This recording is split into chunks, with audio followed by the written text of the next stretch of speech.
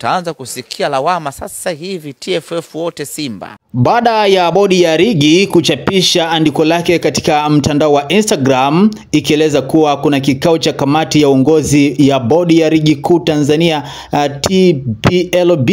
ambacho kimefanyika Machi 22, 2025 katika ukumbi wa mikutano wa TPLB uliopo jengo la NSSF Mafao Ilala, Dar es Salaam. Ahmed Ali ameipongeza bodi ya ligi kwa kuendelea na vikao vya kupanga maamuzi, lakini pia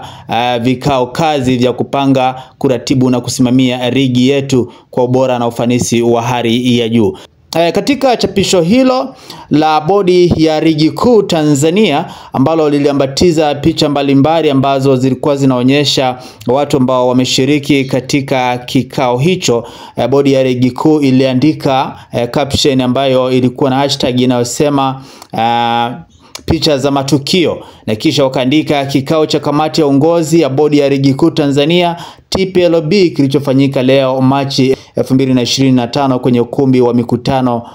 wa TPLB uliopo jengo la NSSF Mafao Ilala, Dar es Salaam. Sasa Ahmed Ali, msemaji wa klabu ya Simba Sports Club, yeye akachukua baadhi ya picha ambazo zilichapishwa katika ukurasa wa Instagram wa bodi ya ligi kuu, na kisha yeye Ahmed Ali akaandika bodi ya ligi kuu wanaendelea vikao kazi vya kupanga, kuratibu na kusimamia ligi yetu kwa ubora na ufanisi wa hali ya juu. Akaweka -3 kuonyesha kwamba kuna mwendelezo, na kisha kaendelea kuandika bodi ya ligi kuu hawana vipengele labda mjenavyo nyie.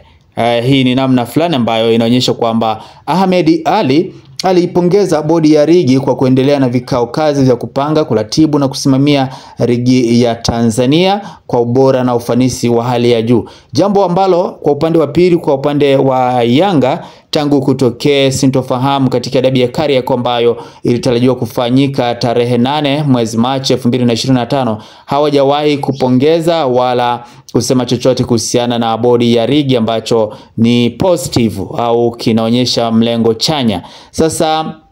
kumekuwa na sintofahamu ya vuta ni kuvute, jambo ambalo lilisababisha hata pongezi ambazo klabu ya Yanga inazichapisha katika mitandao ya kijamii inakuwa inazifuta.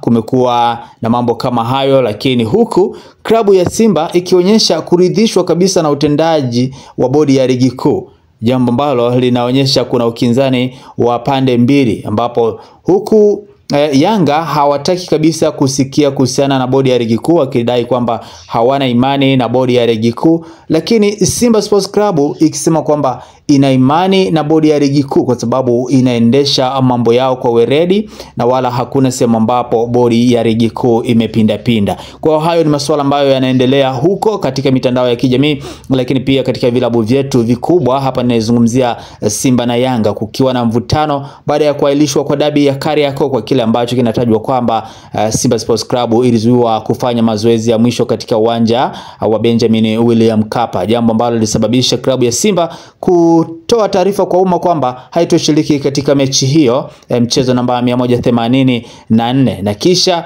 Yanga kupeleka kikosi uwanjani licha ya kwamba bodi ya ligi ilitoa taarifa kwamba hakutakuwa na mechi hiyo, lakini Yanga wakaamua kupeleka timu uwanjani, na baada ya kupeleka timu uwanjani licha ya kwamba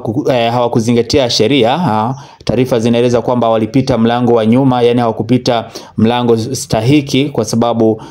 wao walipita mlango wa mashabiki badala ya kuingilia mlango wa mbele. Kwa hiyo hayo yote yalifanyika uwanjani, lakini hakukuwa na waamuzi wala hakukuwa na taratibu zingine za mchezo, isipokuwa klabu ya Yanga pekee ndio iliweza kufika pale, na baada ya kufika pale ikaendelea na utaratibu wake nje ya utaratibu wa bodi ya ligi na TFF, na baadaye wakatoka hadharani na kudai pointi 3, jambo ambalo linaleta msuguano mpaka sasa, na hakuna majibu rasmi ya TFF wala bodi ya ligi kuu kuhusiana na madai ya Simba wala Yanga kuhusiana na kile ambacho kilitendeka na kusababisha kuahirishwa kwa dabi ya Kariakoo. Tuko hapo kukujuza kuhusiana na kile ambacho kinaendelea kuhusiana na dabi ya Kariakoo. Cha kufanya hakikisha umesubscribe, umelike, umetufollow, lakini pia hakikisha unakaa macho katika kurasa zetu za mitandao ya kijamii ili uweze kupata ufukunyuzi wa masuala ya kandanda. Na mimi ni admini wako Jezi Soko na namba